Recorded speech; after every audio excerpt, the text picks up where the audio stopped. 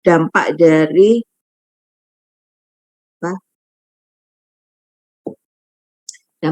dikuasainya Malaka oleh Portugis yang menyebabkan perubahan pusat perdagangan dari yang Malaka kemudian beralih ke Aceh juga ke Banten, karena ya para pedagang Muslim tidak suka dengan Portugis sebagai bangsa asing yang Nasrani juga ya, jadi mereka lebih memilih ke pusat perdagangan lain yang dianggap lebih cocok dengan mereka.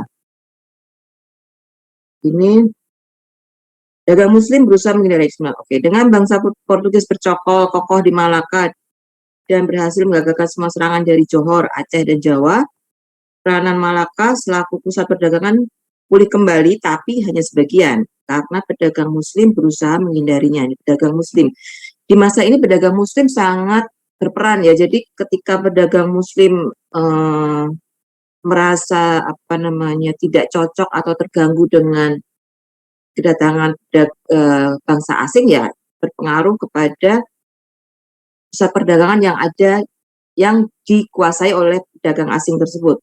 Contohnya ini dengan Malaka, meskipun Malaka kembali menjadi pusat perdagangan, tapi pedagang Muslimnya tidak suka sehingga mereka beralih ke tempat lain, sehingga Aceh di satu pihak dan Banten di pihak lain muncul untuk menggantikan peranan sebagai pusat perdagangan. Jadi ada Malaka, Aceh, dan Banten.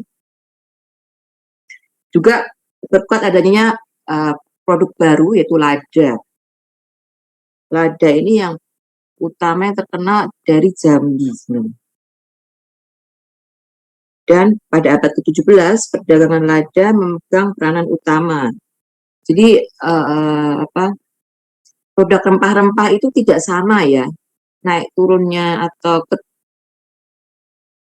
ketenarannya lah.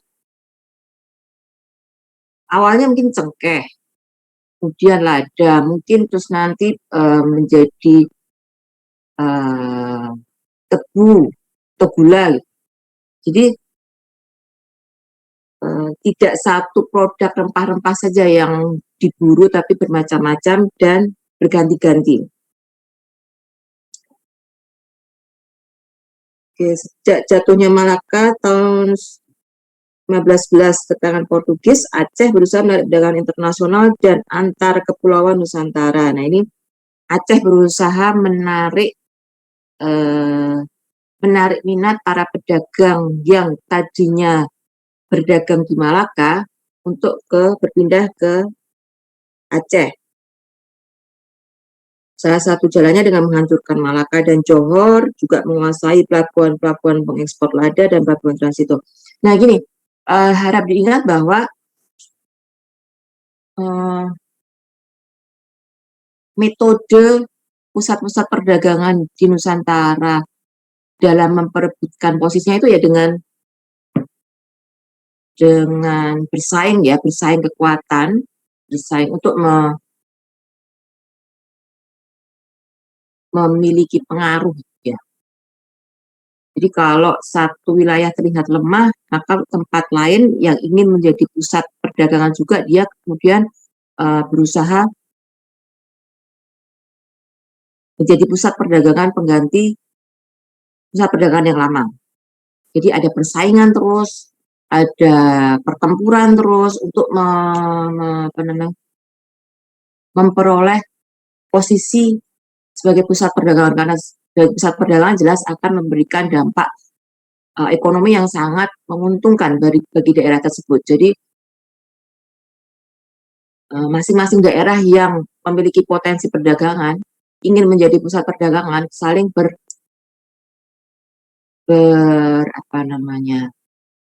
bersaing, berkompetensi dengan pertempuran yang jelas. Ya, itu. Jadi ketika Malaka agak mundur, ketika Malaka ditinggalkan oleh sebagian pedagang, nah Aceh ingin menarik minat atau menarik para pedagang yang lari itu ke tempatnya. Nanti ketika Aceh mundur juga, ada pusat pedagang lain yang berusaha menarik minat para pedagang yang semula di Aceh untuk ke daerahnya, itu seperti itu. Sistemnya saling bersaing untuk memperoleh kekuasaan. Dalam hal ini kekuasaan perdagangan ya.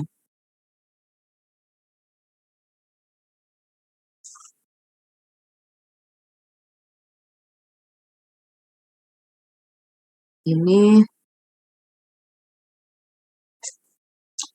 secara garis besarnya sih dampak penguasaan Malaka oleh Portugis terhadap perdagangan di Nusantara, pembagian pusat perdagangan Malaka, Aceh untuk wilayah utara, Banten untuk wilayah selatan.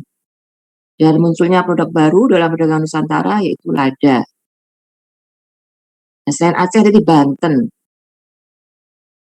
Rute pelayaran perdagangan di abad ke-16 sebelumnya itu Maluku, Jawa, Selat Malaka. Jadi kemudian menjelang akhir abad ke-16 berubah menjadi Maluku, Makassar, Selat Sunda. Nah, ini perubahan-perubahan ini salah satu penyebabnya adalah tadi adanya Portugis, kemudian nanti adanya VOC.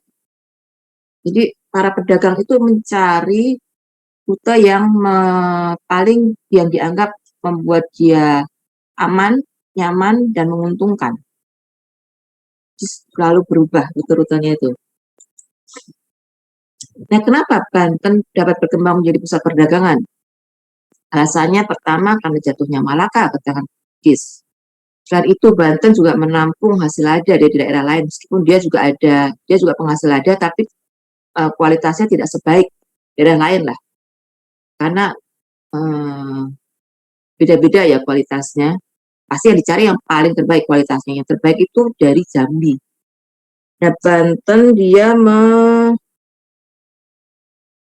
menampung lada dari mana ini?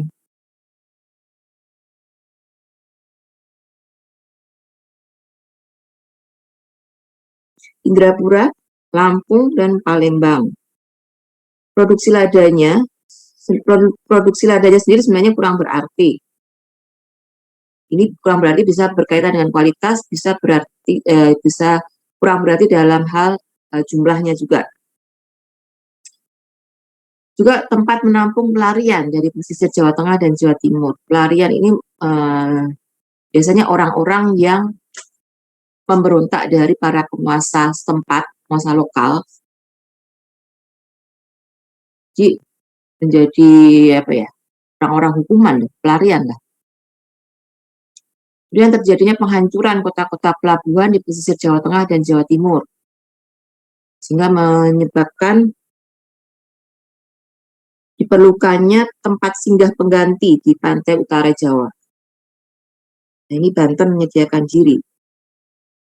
Dan itu juga letak Banten yang strategis karena cukup jauh dari Mataram, karena ini kelihatannya tuh Mataram memiliki kekuatan militer yang sangat kuat di masa itu, sehingga dia ingin melakukan ekspansi ke wilayah-wilayah yang dianggap dapat menjadi saingannya, sehingga sering melakukan serangan-serangan ke daerah-daerah lain. Nah, untungnya Banten jauh dari Mataram, sehingga terhindar dari serangan Mataram. Sehingga cukup aman lah sementara waktu. Kemudian untuk memperkuat posisinya, Banten juga membuat persekutuan dengan Makassar. Di sini bisa kalian baca juga di halaman 79, meskipun ekspansi Mataram menghancurkan kota-kota pesisir dan karenanya perdagangan setengahnya menjadi lumpuh, kan tetapi sebagai penghasil utama dan pengekspor beras, di Mataram penghasil utama dan pengekspor beras, jelas posisinya menjadi sangat kuat dalam perdagangan di Nusantara, karena diketahui sebagai beras adalah produk utama. Meskipun beras atau nasi itu sebenarnya bukan menjadi makanan utama masyarakat di Nusantara loh ya. Itu makanan bagi golongan atas, bangsawan, orang kaya. Tapi untuk orang miskin, petani, karena mahalnya harga beras, beras bukan menjadi makanan utama. Jadi jangan kalian bayangkan bahwa beras sejak awal itu menjadi makanan utama seluruh masyarakat, seluruh penduduk di Nusantara. Tidak. Beras itu makanan mahal, makanan eksklusif. Hanya orang-orang kaya, bangsawan yang mampu membelinya. Sedangkan petani, orang-orang miskin yang tidak punya uang, mereka akan selain beras, karena harga beras mahal. Jadi seperti jagung, seperti apa? Ya, jenis makan yang lain lah, bukan beras. Meskipun demikian, Mataram tetap memiliki posisi penting dalam perdagangan sebagai penghasil utama beras. Hubungan dengan Malaka untuk perdagangan beras telah terjalin. Begitu juga relasi yang stabil dengan Jambi, Palembang, dan Banjarmasin. Waktu menghadapi VOC, Mataram mendekati Makassar, Johor, bahkan Malaka dengan tujuan melawan bersama-sama VOC dan menggagalkan rencananya merebut Malaka. Jadi ketika pada awalnya kerajaan-kerajaan di Nusantara berjuang sendiri-sendiri. Namun ketika disadari bahwa kekuatan mereka masing-masing tidak cukup kuat menghadapi kekuatan asing, Portugis ataupun Belanda pun yang lain, jadi mereka mulai memiliki kesadaran untuk melakukan kerjasama antar kerajaan. Contohnya tadi Banten dengan Makassar, kemudian ini Mataram dengan Jambi, Palembang, Banjarmasin, dan lain-lain. Juga untuk menghadapi VOC, Mataram melakukan pendekatan ke Makassar, Johor, juga Malaka untuk menggalang kekuatan menghadapi VOC. Jadi prosesnya berproses dari awalnya mereka berjuang secara sendiri-sendiri, kemudian setelah disadari kekuatan mereka tidak cukup kuat, tidak cukup mampu, nah mereka mulai kerjasama dengan antar kerajaan di Nusantara.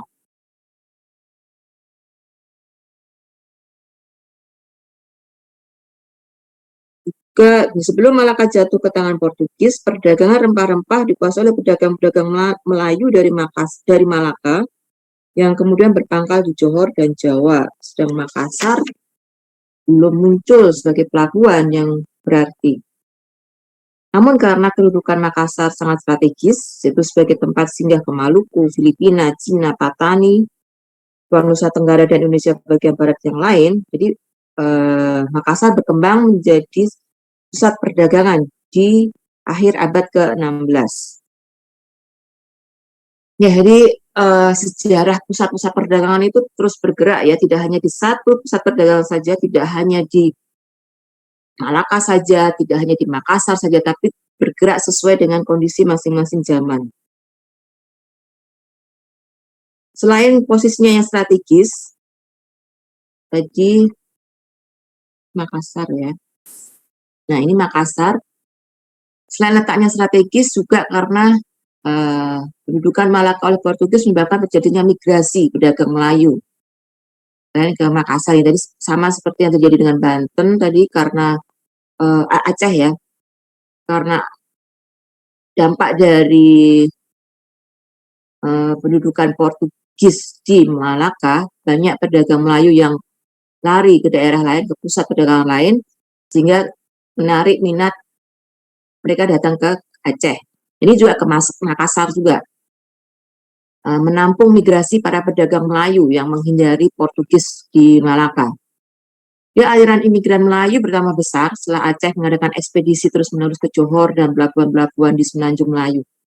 Makassar juga mendapat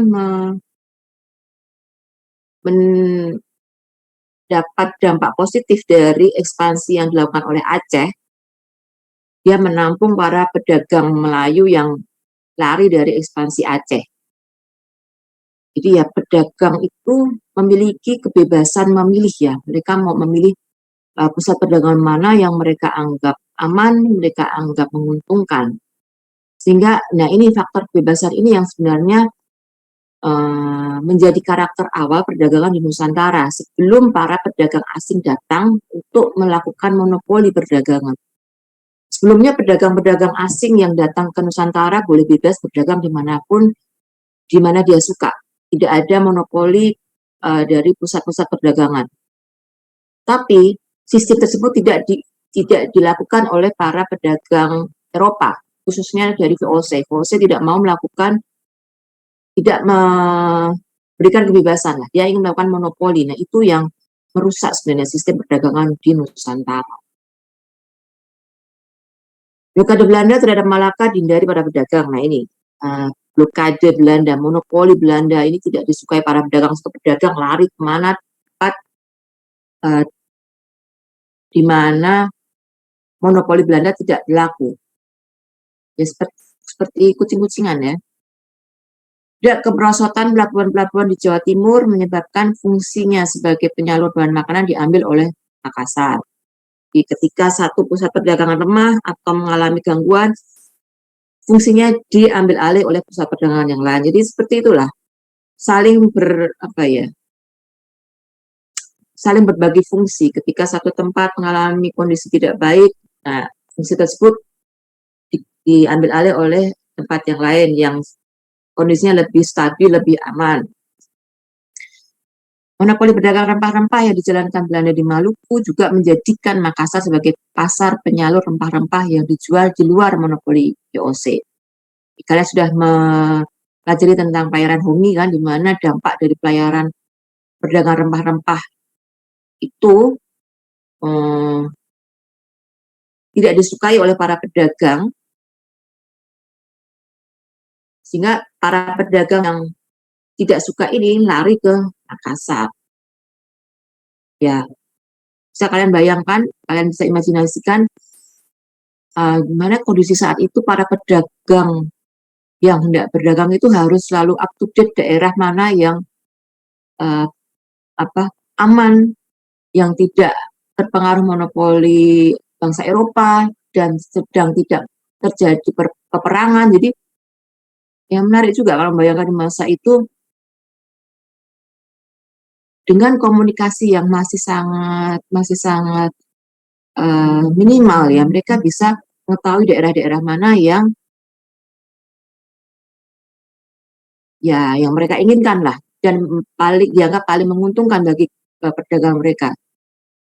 Ya bagus juga sih cara kerja mereka dan ya sistem yang dijalankan ya. Oke, ini yang untuk bab 3 dulu ya. Ini kemudian yang halaman 82 adalah setelah kedatangan Belanda dan juga kegiatan VOC, kalian bisa flashback kemarin waktu kita sudah membahas tentang VOC, dan juga kalian baca sendiri di bab ini tentang VOC. Saya tidak perlu menjelaskan lagi kan ya. Kemudian di halaman 92 tentang peranan pedagang Cina. Nah, pedagang Cina ini sudah sejak awal ada di Nusantara dan memiliki peranan cukup besar dalam sistem perdagangan di Nusantara hingga sampai saat ini juga. Nah, kita kemudian bahas ke Kerajaan Aceh. Saya mau bahas. Oke, ada yang mau bertanya tentang bab ini? Tentang PPT ini? Izin bertanya. Bertanya, Bu. Iya. Satu-satu dulu, Mas. Siapa dulu?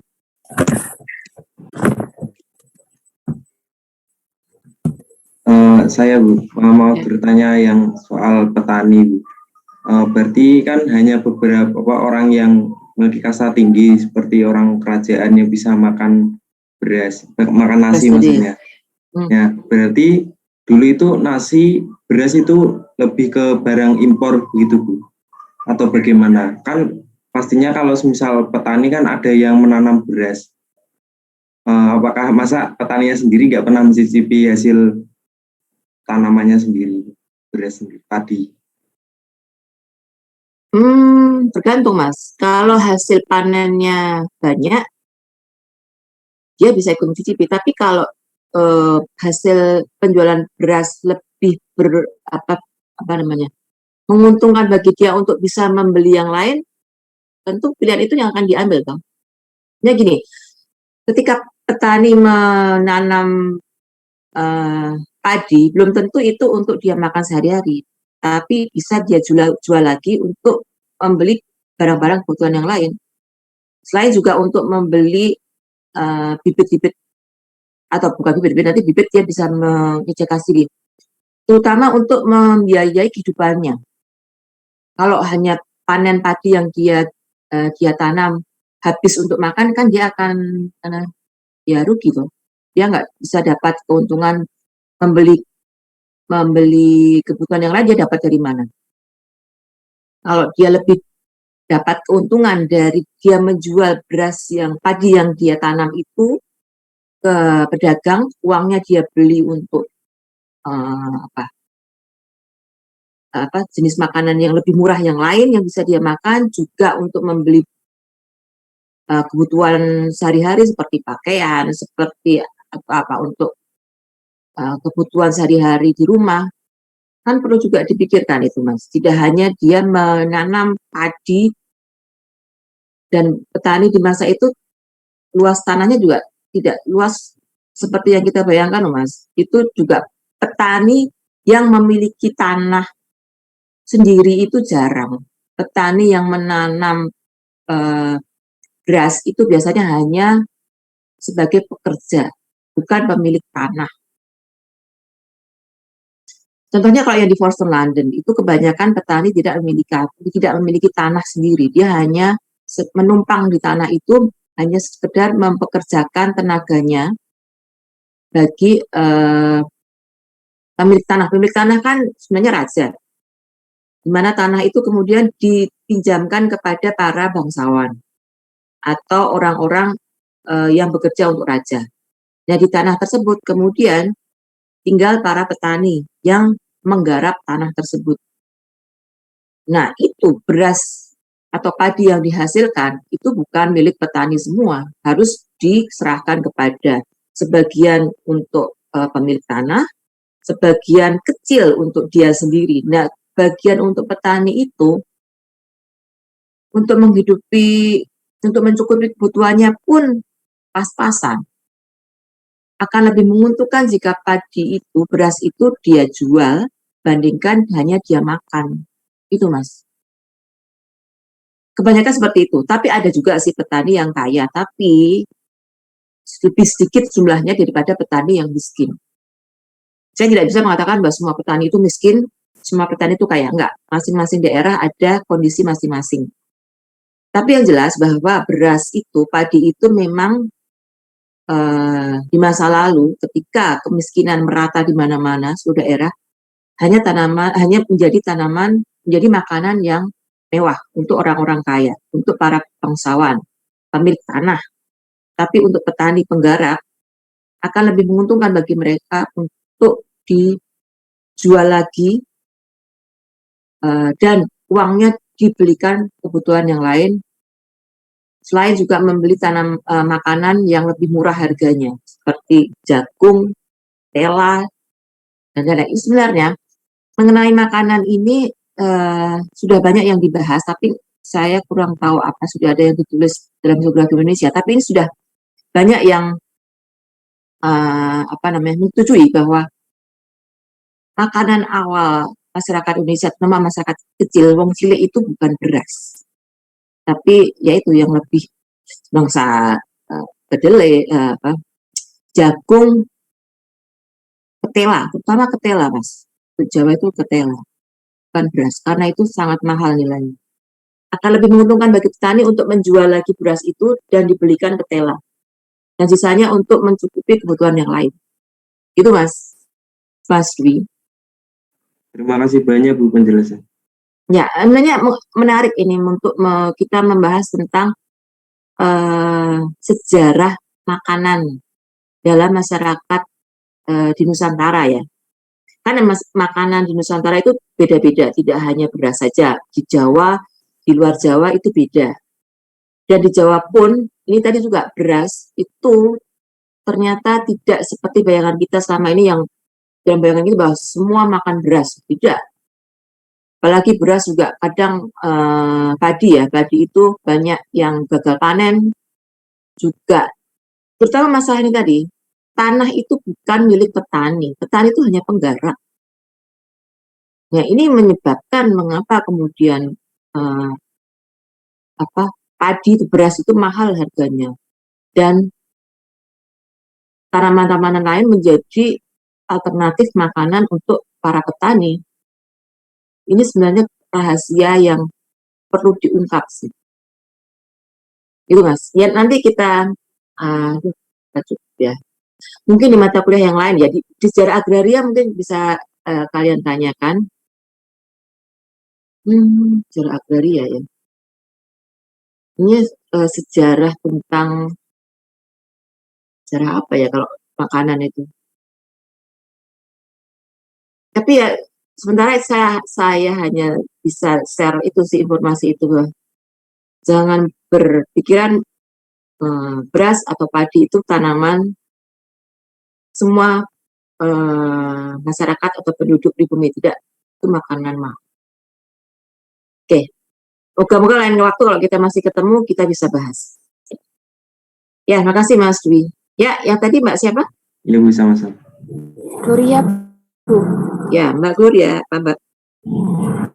Di sini di bukunya Sartono Kartodijo kan halaman 67 kan tertulis Jawa dan Jambi itu hubungannya putus kan Bu, karena selanjutnya itu Bentar, pengaruh 67 itu Mataram. berarti bab 2 ya?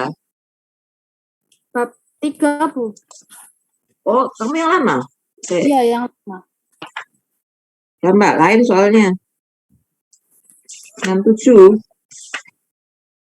Oh ya. Gimana Mbak? Itu kan ketergantungan Jambi kepada Jawa mengakibatkan hubungan kultural yang bertahan lama. Terus hubungannya putus. Terus kata-kata selanjutnya itu kan pengaruh Mataram di Jambi dan Palembang sangat kan hubungan Jawa dan Jambi. Gimana tadi terakhir agak kepotong Mbak, nggak kedengeran saya.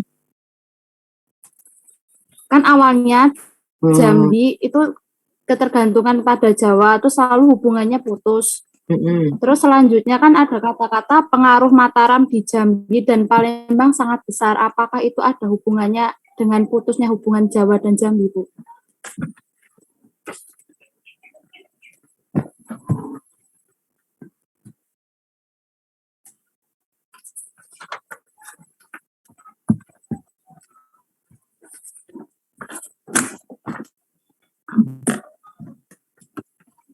Bentar.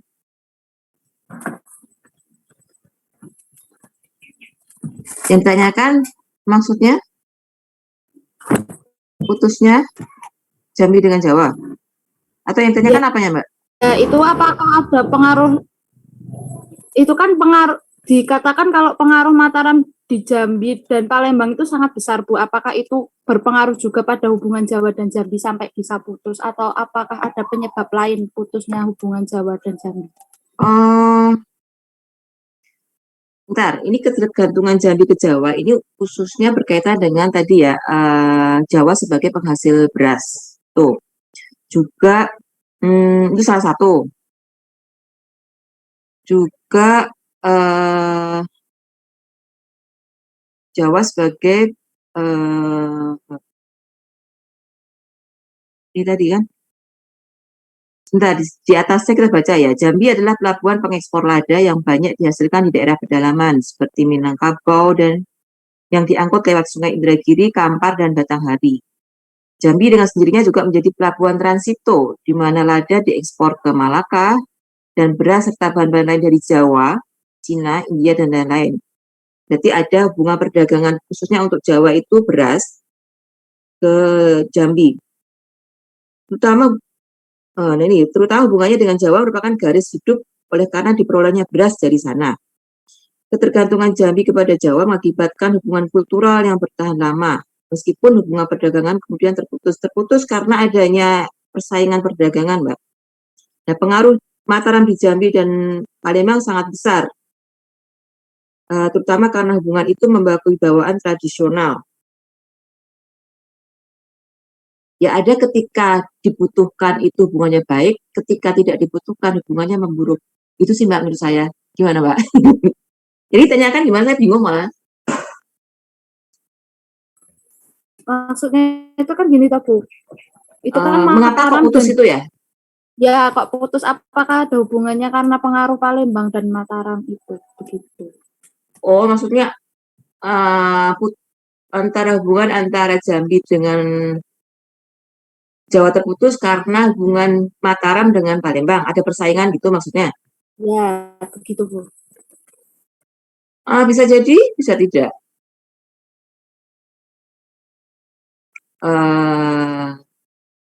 Karena ini Mbak, saya tidak bisa menjawab secara pasti ya, karena persaingan di masa itu tuh nggak jelas juga.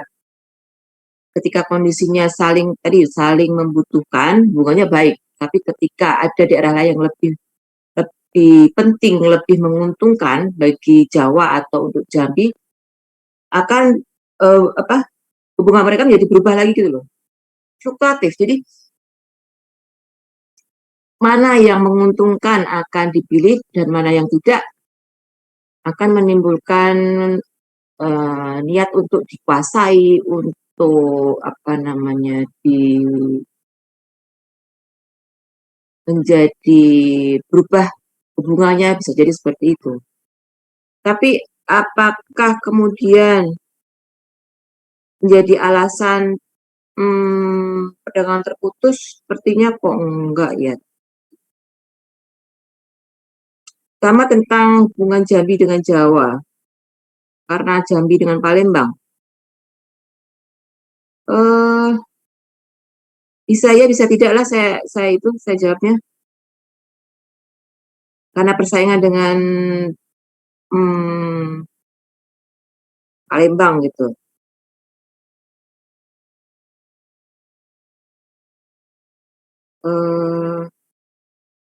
Saya nggak bisa jawab pasti, Mbak. Baik, Bu. Saya cari dulu ya tentang Jambi, Palembang, dan Jawa. Tapi yang harus dipastikan bahwa hubungan mereka itu di perdagangan di masa ini tidak stabil, tidak pasti, mana yang menguntungkan itu yang dipilih, dan ketika hubungan itu memburuk atau membaik itu juga banyak aspeknya. Tapi kemudian menjadi jadi satu-satunya penyebab juga tidak bisa dikatakan seperti itu. Pasti banyak faktor lah Mbak, tidak hanya karena Jawa lebih ke menjalin hubungan ke Palembang dibandingkan Jambi, kemudian Jambi mutung untuk kemudian memutuskan hubungan dengan Jawa juga pasti ada unsur lain lah, tidak hanya sekedar salah satu memiliki hubungan lebih baik. Saya sih enggak gitu Mbak Dori ya. Mungkin bisa lebih dipelajari dari sejarah Jambi ya khususnya, karena sejarah Jambi sendiri itu tidak terlalu banyak, tapi sudah mulai banyak ditulis sih. Saya punya bukunya juga kalau mau membaca.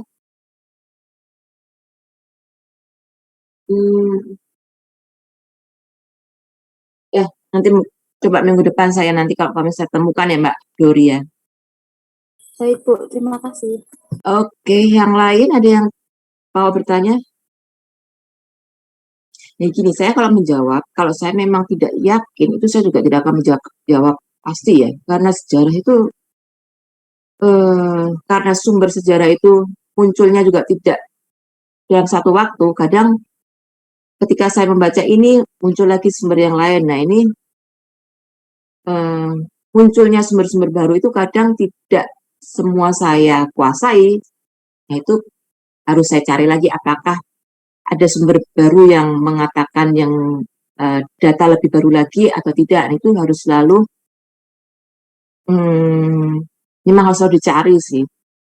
Dan ini buku ini kan ditulis di yang terbaru pun 2014.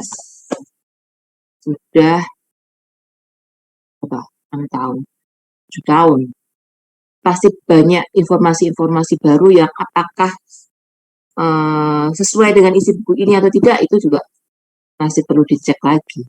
Tapi paling tidak ini menjadi salah satu buku pegangan utama sih dalam pelajaran sejarah Indonesia. Meskipun banyak juga yang sejarawan yang menginginkan adanya banyak perubahan dalam isi buku ini. Tapi tetap berguna sih isi buku ini. Oke, yang lain? Ya, yang kalian ketahui bahwa sumber sejarah itu tidak keluar dalam satu masa, tidak satu waktu. Itulah kenapa banyak tulisan-tulisan sejarah yang meskipun dengan tema yang atau topik yang sama, itu isinya bisa berbeda. Karena menggunakan data yang tidak sama.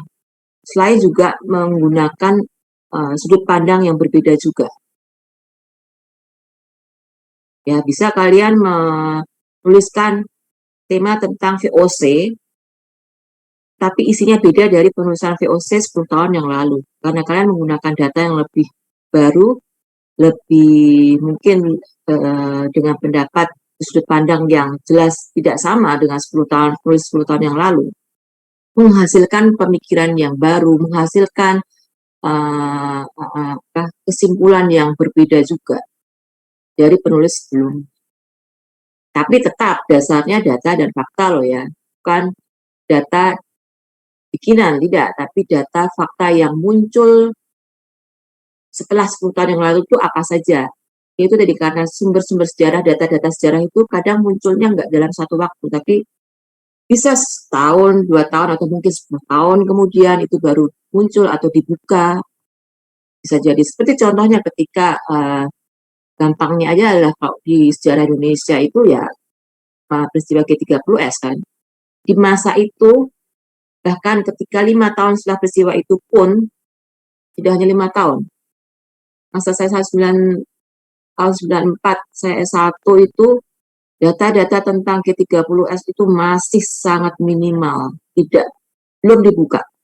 Beda dengan sekarang sudah banyak dibuka, sudah banyak informasi-informasi yang ditunjukkan kebenarannya apa saja. Nah itu kan membuat atau membuka peluang ditulisnya lagi penulisan sejarah baru tentang G30S berdasarkan data dan fakta yang muncul kemudian. Dan itu pasti akan berbeda dengan penulisan tentang G30S pada tahun 60-an, 70-an, 80-an.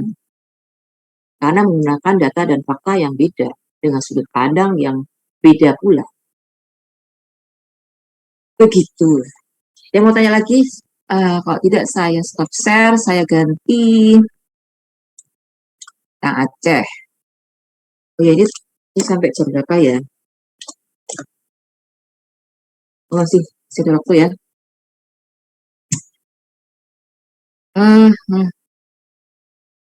Ini untung kalian hari ini bisa ketemu saya, soalnya besok saya harus tinggalkan kuliah lagi, jadi karena di prodi kita akan ada buku, jadi ya sepertinya perkuliahan besok kosong semua ya. Oke, ini tentang kerajaan Aceh, hanya sedikit saja sih kita bahas Aceh. Sini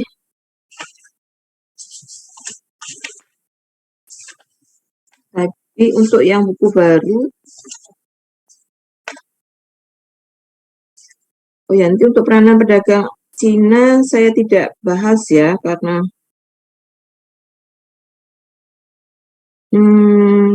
bisa kalian baca sendiri. Dan sebenarnya ya, yang intinya bahwa memang pedagang Cina itu di mana-mana ada, di semua daerah Nusantara, dan dia lebih sebagai pedagang perantara ya, bukan penghasil ya. Jadi dia membeli barang produksi dari tani atau penghasil produk, kemudian dijual lagi. Itu sih lebih ke karakter para pedagang Cina di Nusantara.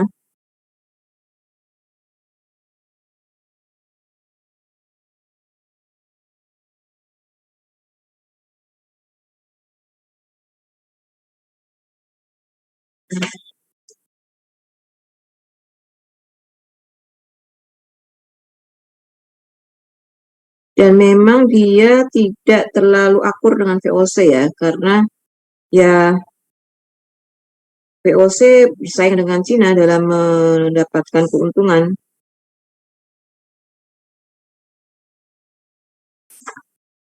Ya, bisa kalian baca sendiri.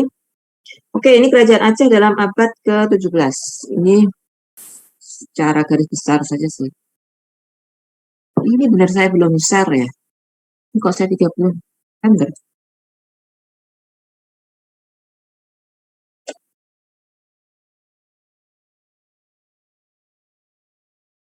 Saya lupa, Sir.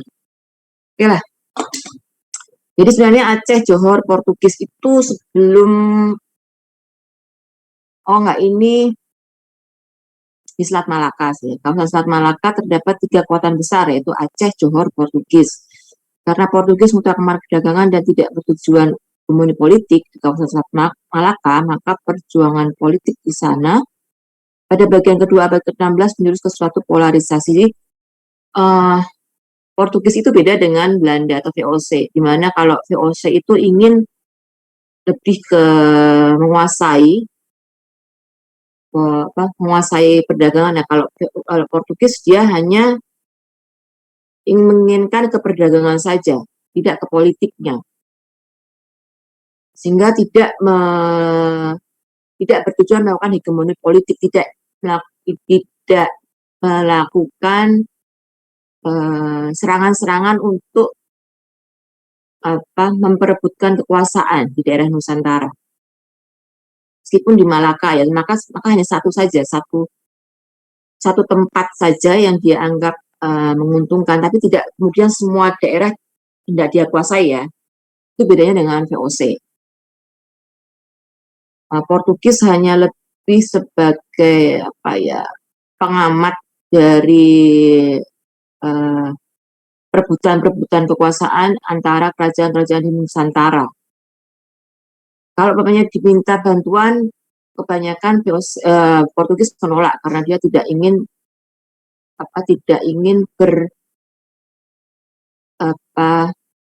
campur terlalu jauh lah urusan politik.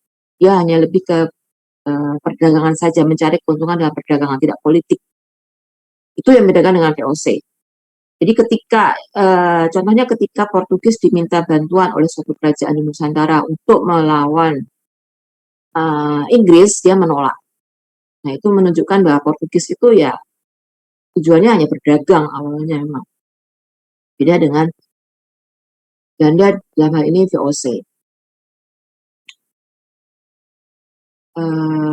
Sehingga berseberangan antara Aceh dan Johor. Perkembangan politik menjelang abad ke-16 cenderung mengarah ke suatu konsentrasi kekuasaan ke Aceh. Ini Aceh yang ingin kemudian melakukan hegemoni perdagangan. Pada abad ke-16, langsung proses konsentrasi kekuasaan dengan menggunakan perjuangan kekuasaan seperti perebutan hegemoni kekuasaan. Proses perebutan ini semakin kompleks dengan terlibatnya Portugis. Ini kemudian terlibatnya itu dalam artian membantu ya, tidak sebagai peran utama. Hegemoni politik menjadi dasar kuat untuk mempertahankan monopoli. Contohnya pembinasaan kebun-kebun lada di Kedah, ini dilakukan oleh Aceh loh ya. Mengurangi saingan dan perdagangan dapat dipaksa memusatkan diri di Aceh. Dia di pantai timur utara Sumatera, setelah Bedir, Pasai, Deli, dan Aru, Aceh coba menguasai Jambi yang memiliki perdagangan yang sangat ramai. Jadi Aceh ingin berusaha menjadi pusat perdagangan dengan mengalahkan daerah-daerah lain yang dianggap bisa menjadi saingannya. Ini ekspansi Aceh ini yang menunjukkan praktek hegemoni perdagangan yang dilakukan oleh Aceh. Juga menyebabkan tadi pedagang-pedagang lain yang lari ke tadi ada yang ke Makassar, juga ke Makassar ya. Dampak dari hegemoni perdagangan dilakukan Aceh, munculnya Makassar sebagai pusat perdagangan. Karena mereka para pedagang ini tidak suka dengan ekspansi Aceh. Yang memang karena pedagang itu inginnya ya mereka berdagang secara bebas, berdagang di tempat di mana suka, dengan di mana tempat yang dianggap memiliki harga yang paling menguntungkan bagi dia, bukan daerah yang harus ditentukan tempatnya di sini, harganya di sini, itu mereka tidak suka. Karena sejak awal memang sistem perdagangan yang ada baik di Asia maupun Nusantara adalah kebebasan dalam berdagang. Nah, ketika ada daerah-daerah atau penguasa wilayah yang ingin memaksakan suatu monopoli, itu menyebabkan keengganan atau ketidaksukaan para pedagang untuk berdagang di daerah tersebut, dan sehingga dia mencari daerah lain yang dianggap lebih menyenangkan, lebih menguntungkan bagi dia, sehingga larinya pedagang-pedagang ini menyebabkan munculnya atau terbentuknya jalur-jalur perdagangan baru. Jadi kan seperti tadi awalnya ada perdagangan yang jalurnya di tadi Jawa dan mana-mana. Kemudian nanti di akhir abad ke-16 muncul jalur perdagangan yang baru lagi karena itu tadi adanya ekspansi pusat perdagangan yang menyebabkan para pedagang menciptakan jalur perdagangan baru. Ya, kan saya membayangkan betapa sibuknya para pedagang di masa itu di abad 16, 17, 18 karena dengan komunikasi yang terbatas, belum ada handphone kan yang jelas, belum ada telegram, belum ada apa bagi. Jadi mereka dalam beritahu bahwa kepada sesama para pedagang, karena hubungan antara pedagang yang berasal dari satu negara atau satu wilayah akan lebih diutamakan ya, untuk menginformasikan daerah ini atau pusat perdagangan ini tidak aman, sedang terjadi pertempuran. Nah ini kan bagaimana cara memberikan informasi itu? Apakah dengan burung dara ataukah dengan bagaimana? Itu saya sedang membayangkan juga. Sistem komunikasi di abad 16, 17, 18 antar para pedagang di Nusantara itu bagaimana?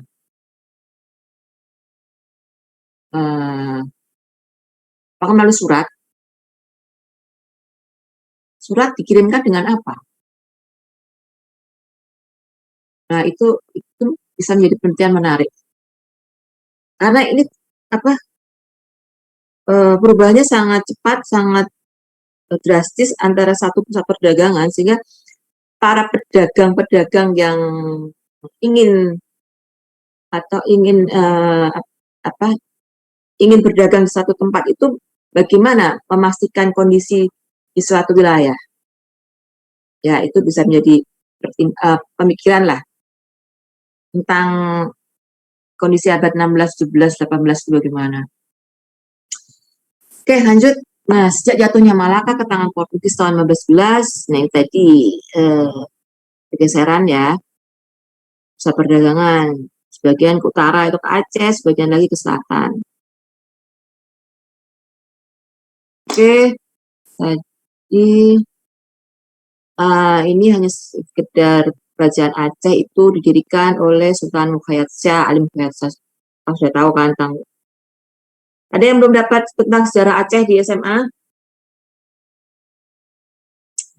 Nah, Aceh ini tidak hanya kerajaan kecil ya, dia bahkan menjadi suatu kerajaan besar, bahkan dianggap menjadi suatu kekaisaran ya. Kekaisaran ya. Apalagi sejak masuknya Islam semakin banyak pengaruh Islam semakin memperbesar Aceh dan juga menundukkan dan menyatukan daerah-daerah sekitarnya yaitu Daya, Pedir, Liji, dan Nakur, juga Pasai dan Aru, ini belum yang lain. Juga kekalahan Johor menempatkan Johor sebagai vasal dari Aceh. Nah, ini tentang Aceh sendiri menarik ya. Yang ingin saya bahas selain tentang perkembangan Aceh ini faktor yang menyebabkan Aceh berkembang pesat, yaitu selain letaknya yang strategis, kan ada di pintu gerbang pelayaran dari India dan Timur Tengah yang akan ke Malaka atau Jawa, jadi jelas mayoritas para pelayaran para pedagang melalui Aceh, sehingga ya sangat strategis tempatnya. Pelabuhan Aceh memiliki persyaratan baik sebagai pelabuhan dagang dan juga terlindung dari ombak besar.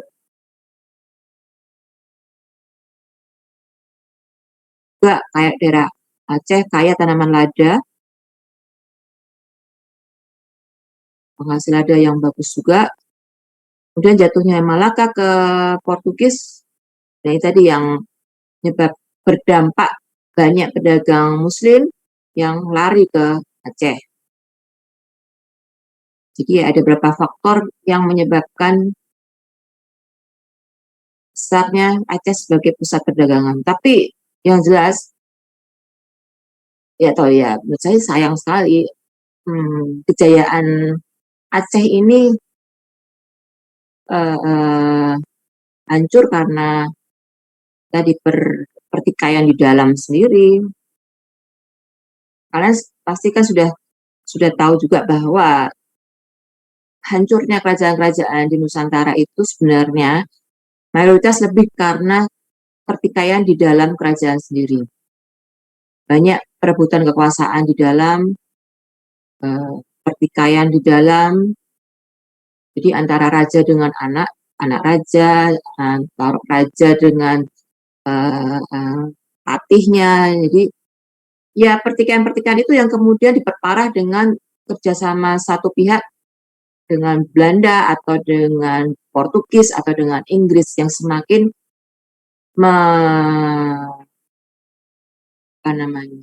merusak kondisi.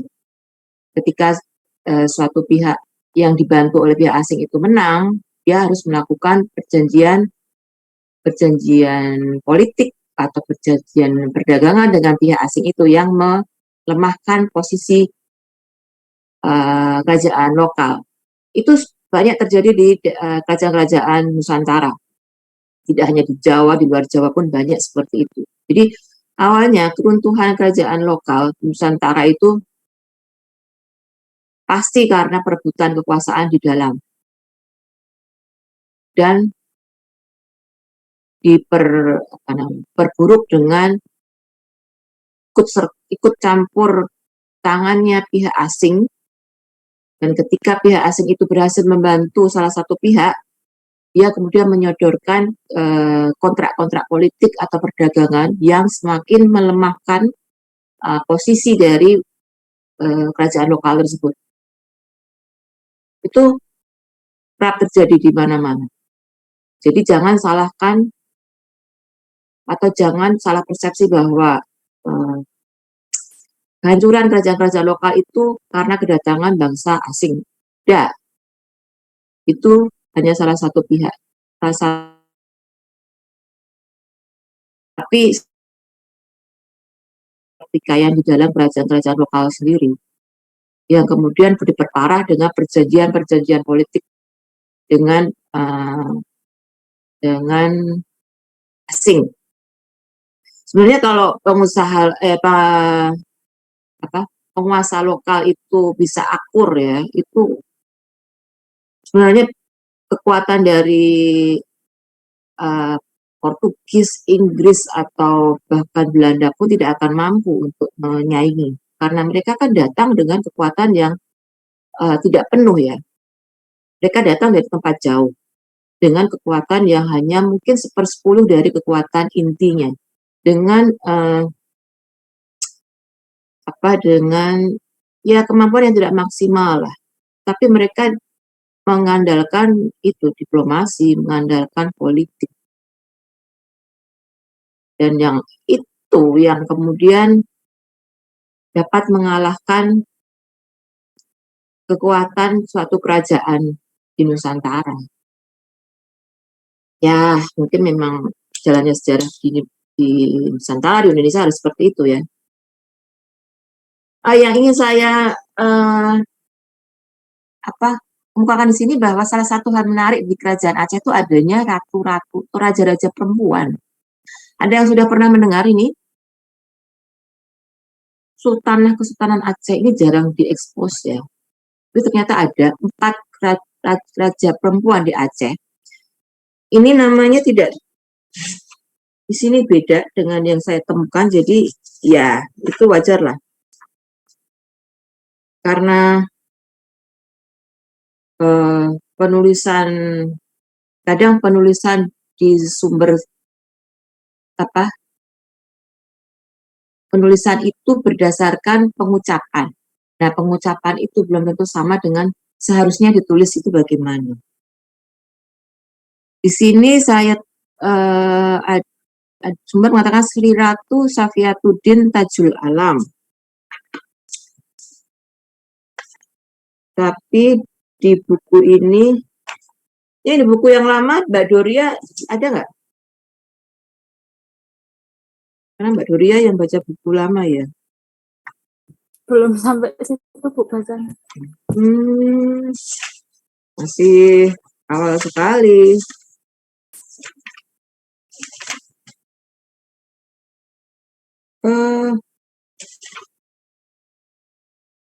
Enggak ya? Oh, ada. Di halaman 86, Mbak. 86, 87.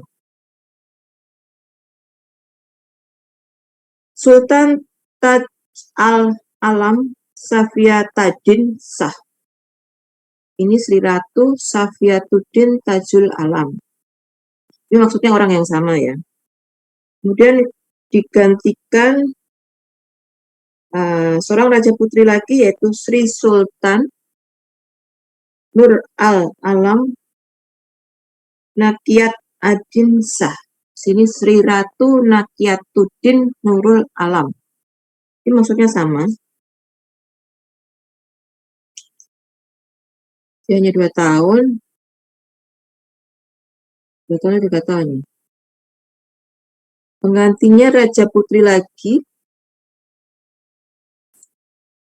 yaitu Sultan Inayat Shah Zakiat Adin Shah. Ini Sri Ratu Zakiatuddin Inayat Shah.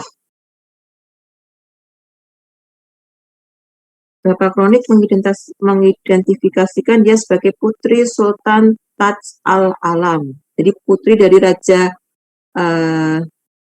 perempuan yang pertama. Kemudian Zakiatuddin diganti raja putri lagi Sultan Kamalat Shah. Sini Sri Ratu Zaniatuddin Kamalat Shah. Nah, tentang raja perempuan ini,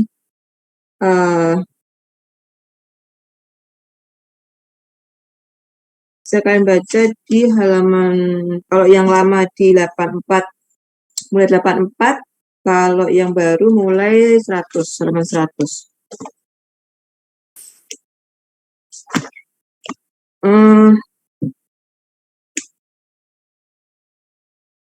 Sini. Adanya ke Sultan. Oh, sebentar. Saya harus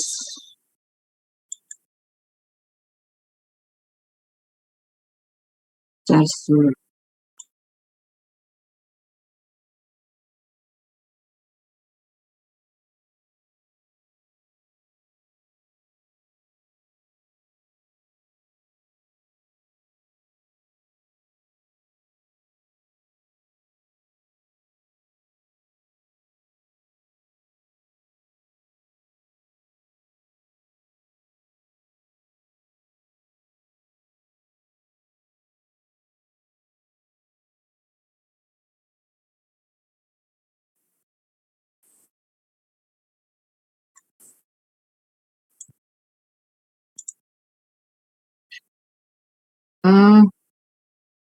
Ada yang bertanya apa nih? Sebentar.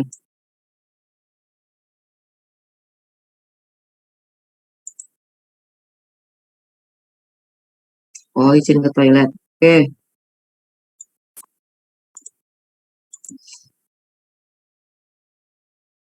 Ya, kedengaran suara saya? Dengar Bu. Oke. Jadi keberadaan sultan-sultan perempuan ini setelah meninggalnya Iskandar Thani. Jadi meninggalnya Iskandar Thani pada 15 Februari 1641 menimbulkan kegelisahan dan pergolakan karena tidak ada putra mahkota. Kalangan elit Aceh, baik bangsawan maupun orang kaya, Orang kaya ya sama seperti kalau di Jawa juga orang priayi gitu ya. Kalau di Aceh istilahnya di luar Jawa, di Sumatera lah itu orang kaya, priayi. Jadi perebutan kekuasaan, tapi akhirnya dicapai kesepakatan untuk mengangkat seorang putri marhum Darussalam, Putri Sri Alam Permaisuri sebagai Sultan Aceh dengan nama Sultan Taj Al-Alam Safiatuddin Shah. Kebijaksanaan itu diambil oleh para elit sebagai langkah untuk menarik kekuasaan ke tangan mereka sendiri. Utusan dari Johor tidak diizinkan untuk langsung menghadap Sultan, karena kekhawatiran bahwa Sultan Johor hendak memperistri Sultan Taj Al-Alam. Dengan beralihnya kekuasaan lebih ke tangan para orang kaya, perebutan kekuasaan berlangsung terus sehingga kekuasaan pusat menjadi lemah. Kerajaan-kerajaan vasal seperti Pahang, Kedah, dan Perlak memisahkan diri. Wilayah kerajaan menyusut terbatas pada Sumatera Utara saja. Di dalam kerajaan itu pun mulai terjadi proses dekonsentrasi kekuasaan. Ketiga segi dengan mukim-mukimnya mulai mempunyai hak untuk turut menentukan pergantian tahta di Aceh. Jadi keberadaan sultan-sultan perempuan ini di Aceh ternyata dianggap hanya taktik para orang kaya, bangsawan untuk mengendalikan kekuasaan kerajaan Aceh. Tapi apakah seperti itu kenyataannya? Saya baru membaca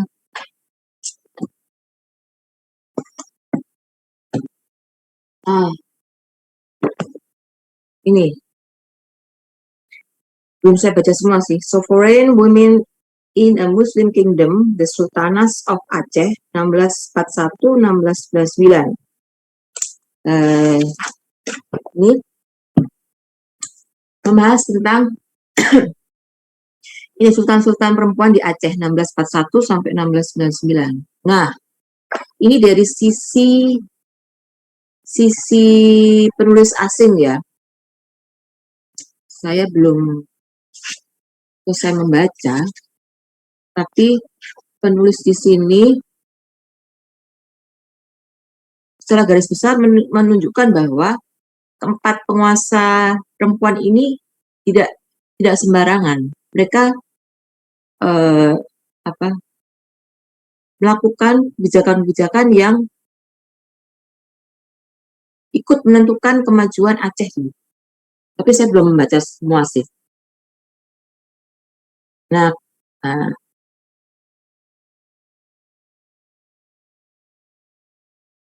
ini nggak tahu dari sudut pandang penulis ya, bisa beda dengan mungkin karena dia menemukan sumber yang lain yang belum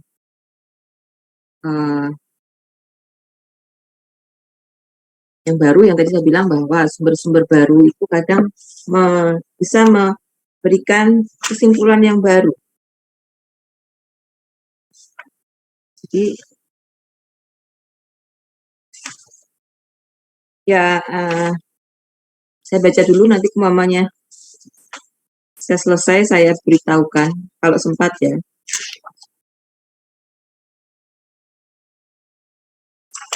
Ini menarik sekali adanya sultan-sultan perempuan di Aceh itu. Apakah hanya sekedar sebagai boneka dari orang-orang kaya yang ingin merebut kekuasaan di kerajaan Aceh?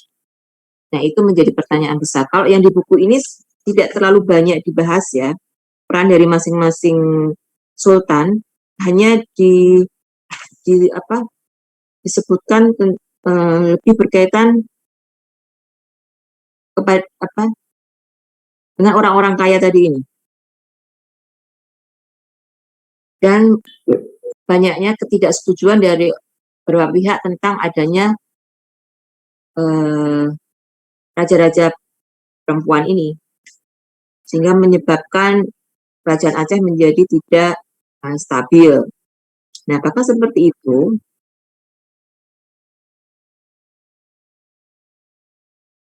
Permisi Bu, Ya, jamnya sudah selesai. sudah selesai. Waduh, oke. Baik, kita ketemu minggu depan terakhir, pertemuan perkuliahan terakhir. Semoga kita masih ketemu, semoga masih sehat ya, jaga kesehatan. Jangan lupa, belum sempat, ya nanti kalau ada pertanyaan minggu depan lah. Jangan lupa presensi di OCW, nanti segera saya bikin.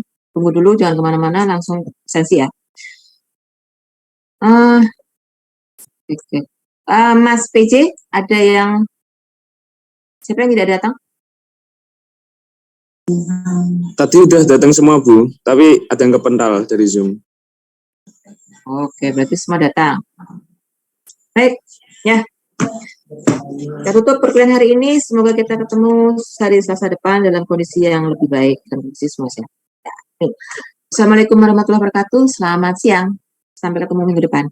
Waalaikumsalam. Waalaikumsalam warahmatullahi wabarakatuh. Terima kasih Bu. Terima kasih Bu. Sama-sama.